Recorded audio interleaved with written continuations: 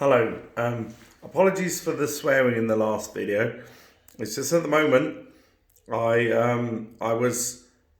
some police came round and knocked on my door. I was too scared to answer. They came in, stuck cuffs on me, dragged me out the house like Kristallnacht in 1941, left my cats crying for food in -4 temperatures, refused to let me even lock my door, chucked me in the back of an ambulance in which I suffered great car sickness. The guy said, did I want a bag? I said I would just be sick all over the ambulance. They then tried to drag me out the ambulance by the cuffs, crying, and wouldn't even take off the cuffs to let me hold on to a handle. I've been, apparently it's the Mental Health Act or something. I don't know, I suppose you could call the ghettoisation of the Jews the Mental Health Act in a way, but I've been sectioned by a magistrate without any clear reason because I was just cooking a pizza, listening to the therapy, and they're trying to, I don't know what it is, I don't know what you call it, but I just thought, I'm sorry about playing the swearing in the song because I couldn't put a warning, but I just thought it was the most appropriate thing. Because, we're at threat from people misusing the law, and I don't think it went down very well, so all I did was call Crime Stoppers and ask them, could they stop committing crime? So, wham bam, a fight in the section. Keep enjoying the channel. Loads of new stuff, meditation, mindfulness, sounds of nature, nature's natural relaxation like the sea. I live near the sea, and it's the greatest, most powerful, humbler, and nature's ambient record. And fire.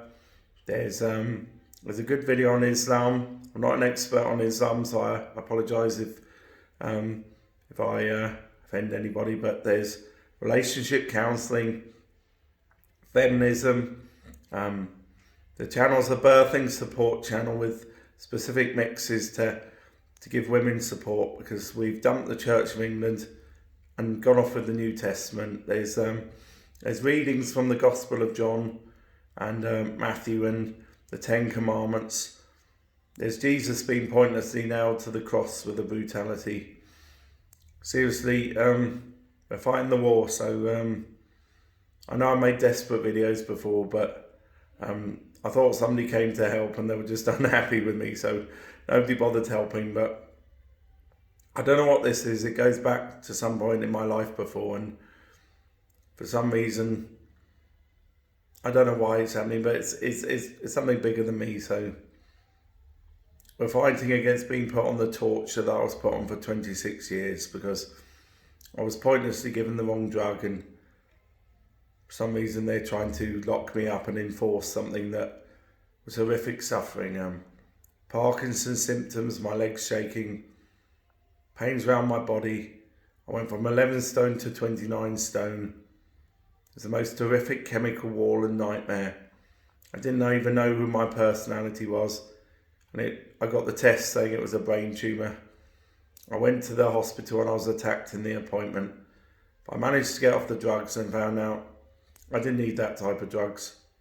They're the complete wrong prescription. And I have a condition that doesn't involve psychosis. And they're actually trying to torture me with anti-psychosis drugs. So at the moment they keep asking me, do I want anti-psychosis drugs? I don't need them. My condition I live with is different from psychosis. And we've got a tribunal saying, do I want to fight against what? I mean, is it the Mental Health Act? Or if they put a bag over my head, it would be a Keith Sutherland film. So they didn't ask my legal guardians at all. And I was down the co-op buying a pizza, chatting to the lady called Jess, who's lovely, who's a fan of the channel. We've started to get viewers in Indonesia, the Philippines, Ireland, America. Place like Indonesia, they couldn't even afford a health facility that I've been illegally incarcerated in. On this channel, it's a better mental health channel than you get from any psychologist for £50 an hour. If you've got £11.99, some people can't even afford that. A lady said she needed nappies. How could she afford it? If you're on the streets, get a mobile contract with very little minutes, ask for unlimited data. An ideal phone, I would say, would be about a Galaxy S3 because it's got a great sound thing on it. You could get a good pair of headphones. It's psychology that people need but they can't get. I've done my very best. I've selected an excellent lecture course of existentialists and other philosophers. If you haven't studied philosophy, you can get lost in it quite easily, but this is starts with the philosophy of existence and the terror and the nature of the human condition. Soren Kierkegaard, he was my favourite at university, but I did my dissertation on Heidegger because sometimes it's not always good to have your favourite.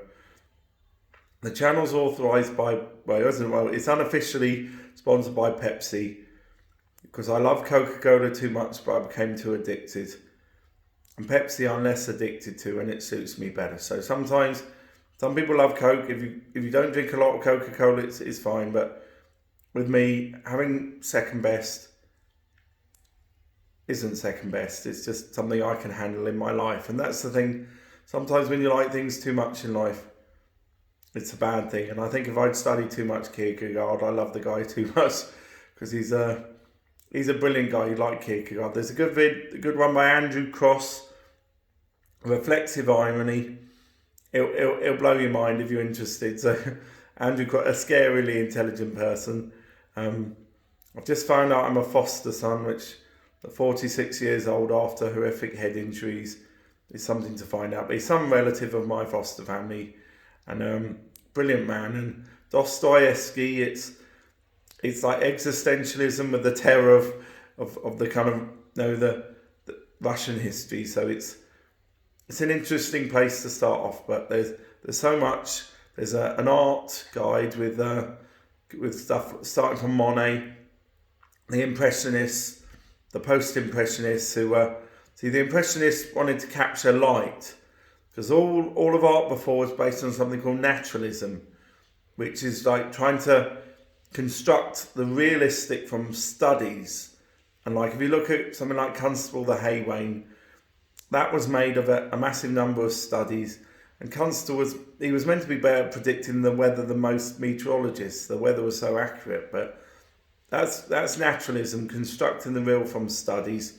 If you go back into the classical era, it's more like based by like mythology and things. But then came Impressionism, which was just artists going out and trying to capture the effect that light has, the impact that it has on objects. And when you do that, you get realism in a different way from sort of the immediate.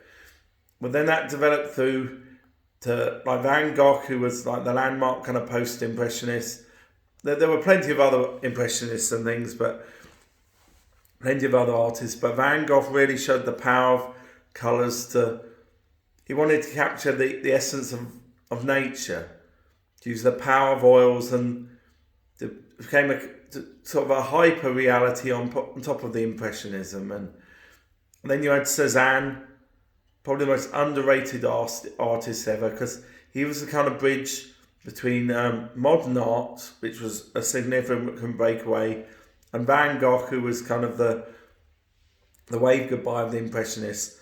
And Cézanne, if you look at his pictures, he paints a lot of very arid landscapes, but the geometry of the landscapes is very cleverly juxtaposed, like things against each other. And he's looking beyond Impressionism to breaking down the image in a more abstract way, which is the natural lead on to modern art, because if you look at it, they're very clever, but it's very subtle. And Cézanne is often forgotten, but he was the first breakaway, in my opinion. I wasn't there at the time, but then there's Matisse and Picasso, who started. I think Picasso started off quite naturalistic, but they both went and it's putting the abstract and the conceptual onto the world. So it's breaking away from naturalism completely. Both formidable. I mean, there's more things like, or you can study art yourself, go to the Tate or something. But there's a good thing from the Ashmolean, because I was in the Ashmolean in Oxford. I went up and visited Oxford, and I looked around all the colleges. Like, stepping around each corner is a different corner of history. It really is. It tells you more about history than any history books. And each piece of architecture, the period of time is hewn into the style and the nature of the building. So it's like you can see history as it's been recorded, and it's like history's left behind its evidence. Like, there's a college called New College. Kind of ironic because you don't really want it knocked down for a concrete one, but there's a magnificent gateway, which is the most savage piece of beautifully terrifying architecture. A New College is surrounded like a castle, like by kind of walls. And you really can see the brutality of history, because history is so incredibly brutal. All that's left behind is they're like paintings of what the history was. Like, there's a beautiful white college, I think it's Queen's, and Wadham, where my brother went to, is a beautiful sandstone college. I think it's Bath stone, but it's like it's got this wonderful golden glow to it. When I first turned up in Oxford to drop my brother off for uni, it was like something out of a detective film. There was like a mist, and like Wadham, and seeing Wadham, I fell in love with Oxford. And I was just gutted that my mental health, I didn't quite make it to Oxford, but my brother went, and my family's all proud of him, but they'll never think I'm that great, because Oxford, you get this kind of tick of approval. But there's more great colleges. There's Keble. If you look at that, like, that was during the Victorian red brick, like Birmingham, Keble, different periods of architecture kind of reflect the historical sort of predominances. Like, I think Keble will be like the Victorians and the kind of reformers of the kind of Victorian industry, when the world kind of lapsed into some haven of like hard drugs and things, and then you had the moral reformers and the kind of catharsis of the red brick. It was very much in time. And there's a wonderful college called Jesus, and if you go there, it's the most weird piece of folk art. It's almost like a cottage industry piece of architecture. It's unlike anything, but I suppose Jesus was a rebel in himself. But seriously, there's more. A lot of the colleges don't let you in, but they're just nice to look at from the outside. University college is an interesting one. This is going right back to the beginning of Oxford and Cambridge. And it's a very sparse kind of religious, like pious places.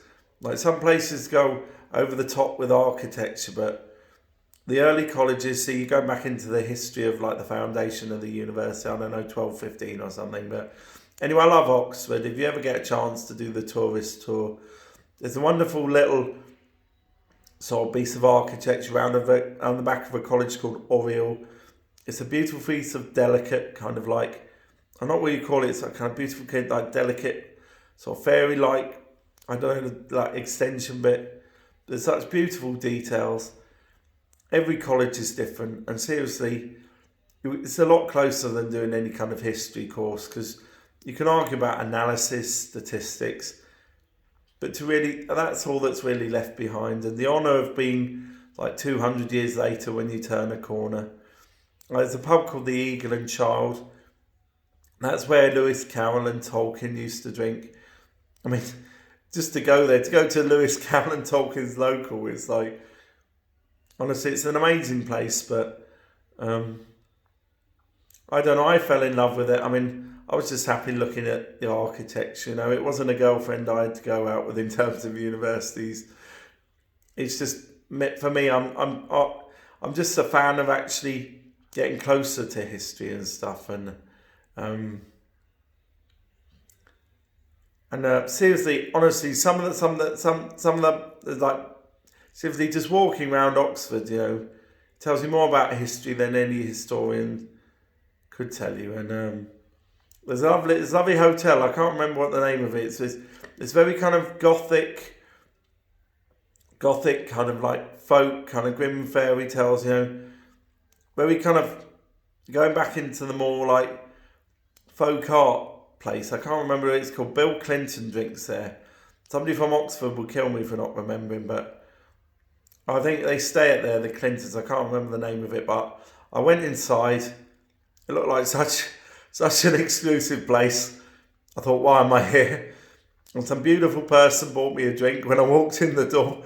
And I thought, I felt terrible because I didn't know whether to accept or not, but it had already been poured. And I felt terrible because we were just heading out again. The Randolph, that's it. And thank you very much to the person who bought me the drink. I didn't know if it was some kind of commitment, but, it was a welcome in a place that, it's a different world. It's a world of power and exclusivity. And who am I walking in there?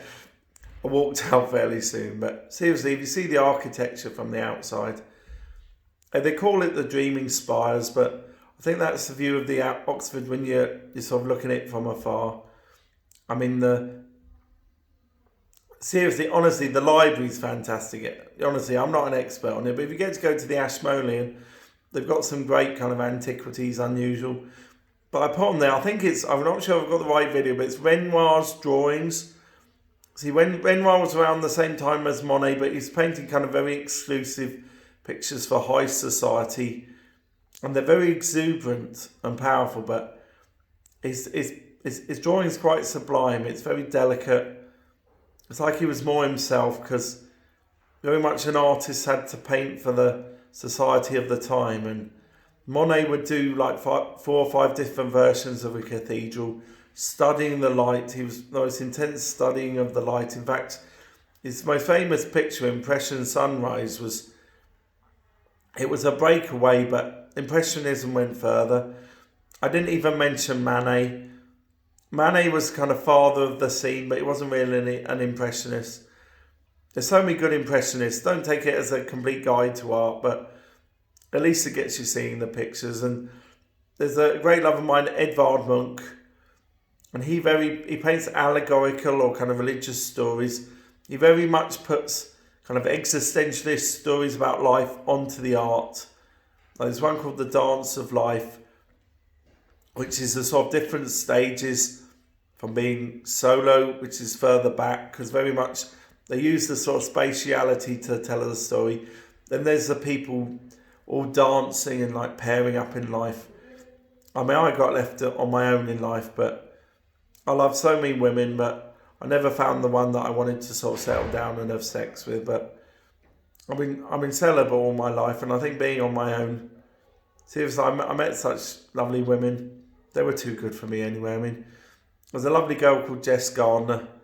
I think she decided we were married. I don't remember actually having any kind of formal thing, but she henpecked me through my entire A level, and my A level had gone into a disaster, and I'd had a nervous breakdown after kind of the tidal wave after severe brain damage after like trauma and abuse in my life, and I had a horrific circle of thoughts, about 6 thoughts.